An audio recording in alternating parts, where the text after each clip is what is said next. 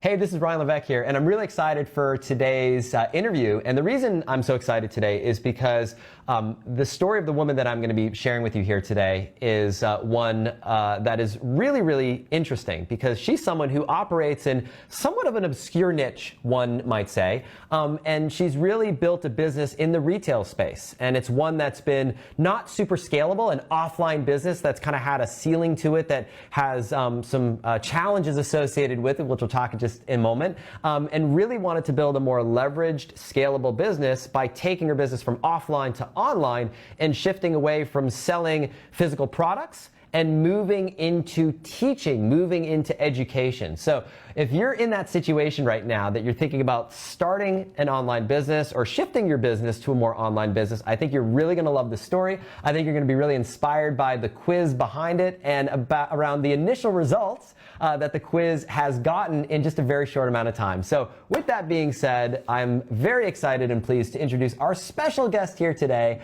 the one, the only, Ms. Jennifer Lee. Jennifer, what is going on? How you doing? I'm well. Thank you for having me. So you've got to tell us, you've got this beautiful background behind you right now, and I think that might give us a sense of the type of business, the type of market, the type of niche that you're in right now. But maybe you could start by telling us a little bit about your business. Tell us, what do you Sure. sell and who do you serve? Okay, absolutely. So I not only inspire quilters, I have a curated collection of fabrics, patterns, notions, a whole she shed full of inventory, right? In fact, I'm here just looking at all of this stuff sitting here in our e-commerce business. But now I also help the quilters actually overcome some obstacles that include mindset challenges that help them finish their quilts. And we call these UFOs, or unfinished objects. So Mm. I've been really focused as of late in helping them take the U out of UFO. I love it. So it's really fascinating. So you have a business where you sell, physical supplies, e-commerce business. You're selling supplies to quilters, and now shifting kind of your focus and attention to doing more teaching and selling that education as a part of your business. But take us back to the beginning. There's a million things you could be doing in this world right now. What drew you to quilting? Take us back. How did you get into what Yeah. you're doing right now? All right. So if you rewind to 2014, I had the wind behind my back. I had a supportive husband, and I left corporate America to kind of figure out what I wanted to be when I grew up. And so I did an exercise where I just tried to reflect on things, that made me happy. And I remember just really fond memories of watching my grandma quilt on her quilting rack in the basement with my aunts and her neighbors, and we'd be nestled underneath the quilt, and she's the one that taught me how to stitch. And I thought, wow, this, I could really get my head around this. But I also knew I didn't want it to be just a hobby business, right? I wasn't in there just so I could quilt. I was in there to replace my salary from my corporate job, and frankly, to make money, right? So that's what I set my targets on. They say, if you build it, they will come. I think I learned very quickly that's not that's not the case, or it's not that easy. So I supplemented my e-commerce business by going to quilt shows. So I set up a booth, and I'd lug and schlep my inventory cross country, and set up beautiful displays. It was awesome to meet customers in person. I really enjoyed that face-to-face interaction. But to be quite honest, it was very taxing on my body. It was a very physical kind of thing. And that's when I said, it was like late 2019, 2020, that I needed to pivot the business. I couldn't keep up this pace. The margins aren't there to support that. I needed to find a way to create digital offerings that I could use my expertise and teach others and share what I know. And that's kind of, here comes the pandemic. And so sort of on the heels of that and quarantining, I realized there was an opportunity. So I created a community to help support these quilters who were kind of locked down in their homes, looking at their sewing rooms filled with stuff, not many opportunities to buy stuff aside from online. And so the process became, how do we tackle all of those projects that you have sitting there unfinished one by one, to kind of refine that joy, that spark when you first purchased all of that stuff. So And there's definitely a need. I mean, when you start looking at some of the industry data, quilters have, these dedicated quilters have on average $13,000 worth of supplies, notions, projects just sitting there in their sewing rooms. Yet they're starting 8 to 10 new projects every year on average. And so that's where I thought, it's sort of contrary to my retail business model where I want to sell them more stuff, but I just felt genuinely the need. I enjoyed helping them make progress on the stuff that they already have. And then this trust, this relationship that builds when they're able to make progress. And then they sort of circle back around to my retail side of the business to purchase things. So anyways, that was great. But I guess I realized, to create this pivot and to be successful and to scale, I wanted to grow my email list. So I had already done various other strategies, giveaways, organic growth, sign-up sheets, pop-ups, all of that. But I wanted something that was more sustainable. And I actually heard you, Stu McLaren was interviewing you among the tribe community. And you talked about the quiz funnel masterclass. And you sort of had me.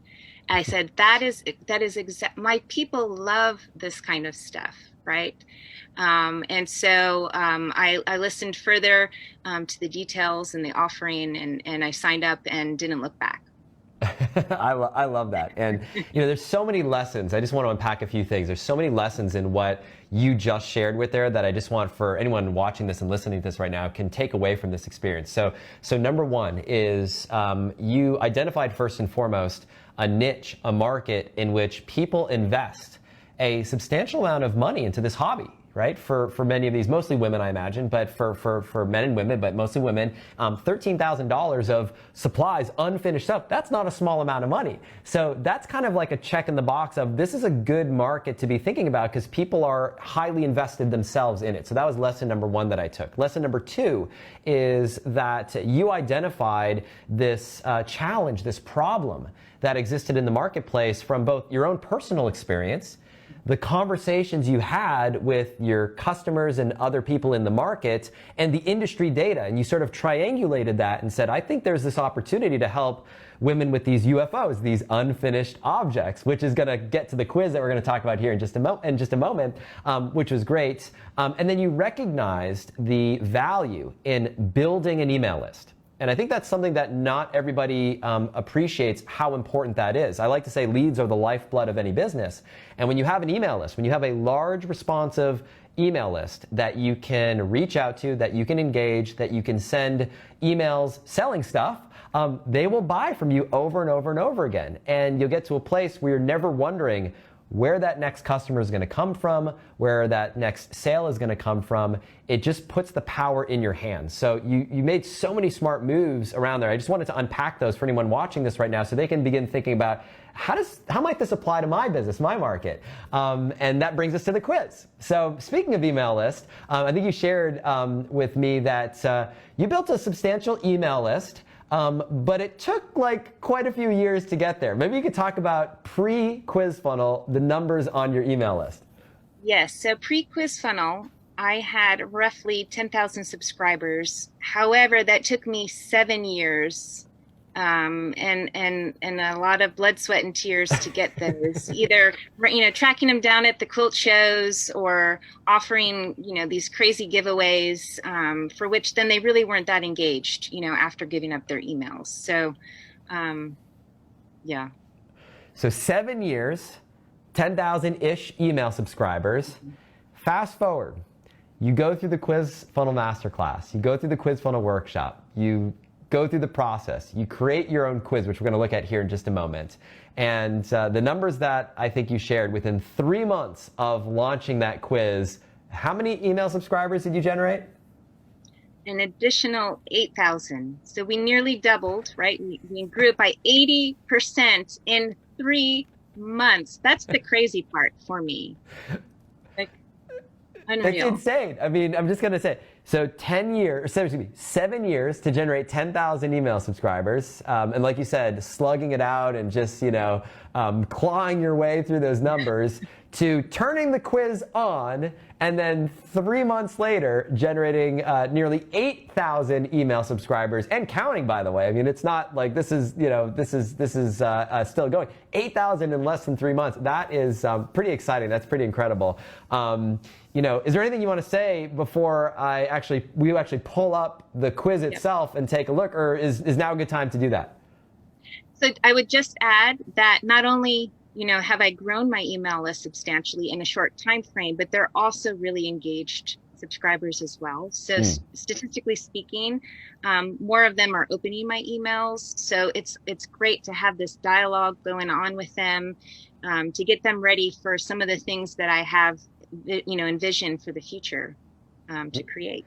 Yeah, I love that. And we'll pull those stats up on my screen here. You shared sort of some numbers that, getting great open rates, great engagement across your business, almost 23% on the non sort of quiz people. That took us, quite a long time to grow. But the quiz people, in just a few months alone, not only has that list grown to nearly 8,000 people, but 26% open rate, which, on the surface might seem, well, 26 versus 23, that's not that big of a deal.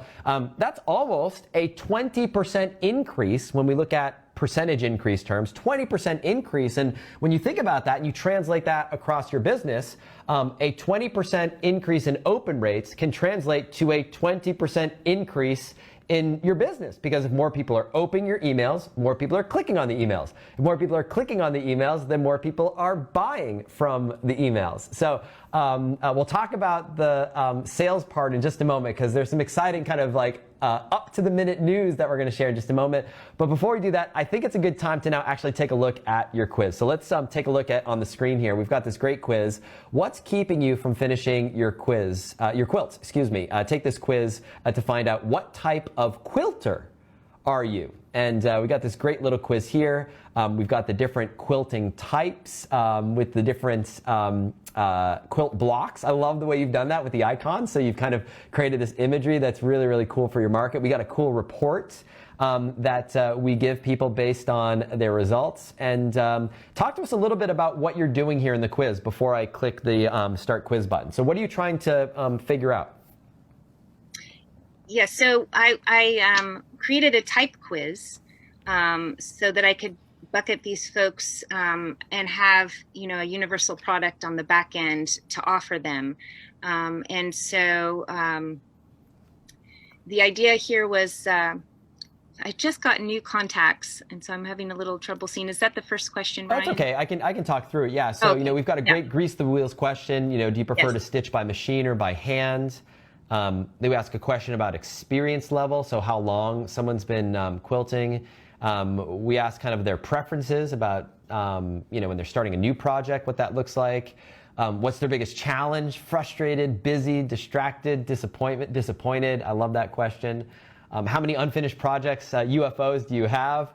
I can count them on one hand. I can count them on two hands. I need more than two hands to count, too many to count. That question makes me laugh. By the way, out of curiosity, how does that market break down for you? Do you have a sense how people answer this question? I do. So I would 20% say they can count on one hand, and then the rest are on two hands or more.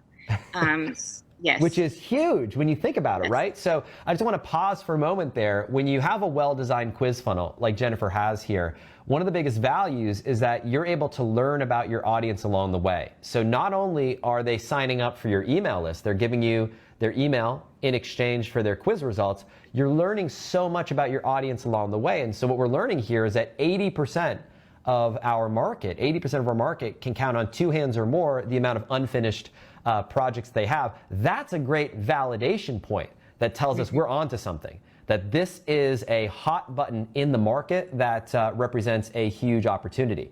And then we just ask a few more sort of demographic questions and diagnosis questions to learn a little bit more about their situation. And then based on this, we kind of tease them with your results. Your results are CDQB. Where should we send your results? And then what happens next? Next, they get the results, and we have an outcome video that takes them through the various mistakes that they can make and what it means, and what solutions we have to help them overcome those obstacles. I love it. And it sets us up for being able to deliver a tremendous amount of value in a short amount of time, right? So they might not know who Jennifer Lee is. They might not be familiar with you and your business, but they go through this process, and by delivering value right off the bat in a way that's not generic, it's not a one-size-fits-all lead magnet that everybody gets, you're really speaking to their specific situation, their concerns, their frustrations. You're able to build trust and rapport in a very short amount of time, and it sets you up beautifully to be able to make that sort of first sale. So I'd like to kind of bring things home by chatting a little bit about that. I know it's early days, and I know we're literally just kind of getting started here, but I'd love for you to maybe share. You launched a program, you launched an educational aspect to your business, and maybe you could talk a little bit about where you are in your journey to getting your first few sales. Yes. So we did a founding member launch in the middle of the summer 2020. And so February of this year was our official doors open for our membership. Again, it's supporting those who want to make progress on their UFOs. And with the quiz funnel and the new leads we created, we created a challenge, a 5-day challenge that led into cart open for our membership. And I'm so excited. We doubled our membership. We brought in $5,500 that month in February. So super excited about the possibilities. I was saying before our interview, first of all, congratulations. That is freaking awesome. Like, that is so cool to be doing that. What's great about it is it's not $5,000 in a digital offering like that is very different than selling $5,000 of fabric. Because $5,000 of fabric or thread or something like that, the margins are itty bitty. So the amount of money that you're actually taking home and putting in your pocket at the end of the day, relatively small, versus when you sell a digital program, $5,000, a good portion of that actually is margin. It actually goes in your pocket. It's profit that you get to keep at the end of the day. So that's number one. Number two, as we were saying before we hopped on live, the first $5,000 is the hardest $5,000 that you're ever going to make. Like, it's the hardest to get something new off the ground like that. And now you've got this machine. You've got this lead generating machine, this quiz, that continues to produce leads and potential customers for you and your business day in and day out. And now you've got this program on the back end that you can sell to these leads, that every time you open the doors, every time you open it up, you're going to bring more people into your world and double your membership and double it again and double it again, and get the first $10,000, first $10,000 month, first $100,000 year on that particular product, and go from there. So, like, I can see the trajectory for you. I can see where it's headed, and I couldn't be more excited for you and what's ahead. Thank you so much. So my final question before we wrap things up in the time that we have is, for anybody watching this right now, they've got, they may be in a situation right now where they're hearing your story and they're seeing your quiz, and they may be in a situation that's not that dissimilar to where you were when you were at that moment of, do I sign up for this quiz funnel training? Yes or no? Should I do this? Should I not do this? What would you say to someone who's watching this right now and they're maybe thinking about signing up? They're saying, oh, it's not a small amount of money. It's a big decision I've got to make for myself. They're on the fence. Do I do it? Do I not do it? What would you say to someone in that situation? Don't wait. Don't wait. I mean, 7 years. 7 years, and what I was able to do with the quiz funnel in 3 months was evidence in and of itself. I mean, the outcome, it's fantastic. And I wished I had come across you sooner, Ryan, but I didn't. But I'm here now, and for me, it's opening up endless possibilities. I have so many ideas. Now it's just going to take focus to kind of hit them one at a time, and to continue to stay focused. But it's more than just, as we talked about, the subscribers and this list of people that I have to sell to that are becoming warmer and warmer every day. It's also information, right? I have now the ability to build what they want because I can ask them what they want, because we have a relationship now. We have this dialogue going. And so again, don't wait. I mean, this was the best investment I made in myself and in my business. And for the future of my business. I love it. Listen, Jennifer, like I said, I'm so excited for you, for your future, and I'm really just grateful that you took time out of your schedule in the she shed. In the she shed to be here with us. Internet held up, which was awesome to tell us a little bit about your story and really inspire folks who might be in a similar situation. So I want to say thank you so much. Thank you. Thank you for having me. Awesome. With that said, this again is Ryan Levesque here, and I just want to acknowledge everyone here that this is an opportunity in front of you to join us at this upcoming quiz funnel workshop by going to the link quizfunnelworkshop.com. This is something that we really only do periodically, oftentimes just once a year. So your timing right now, if you're watching this, is pretty spot on. And like Jennifer said, don't wait. Now's the time to do this. What took Jennifer 7 years to do, she was able to do in basically 3 months in her business on the back of this opportunity. So if you would like to have the power of a quiz funnel to generate consistent flow of leads and customers for you in your business, whether you're literally just getting started, whether you're pivoting from a e-commerce to an education business, whether you're pivoting from a retail in-person business to an online business, or you're literally just starting from scratch, there's never been a better time than right here, right now, today. So simply follow the instructions that you see on this page or post. Go to the link quizfunnelworkshop.com, and I look forward to seeing you inside the workshop. Take care and talk soon.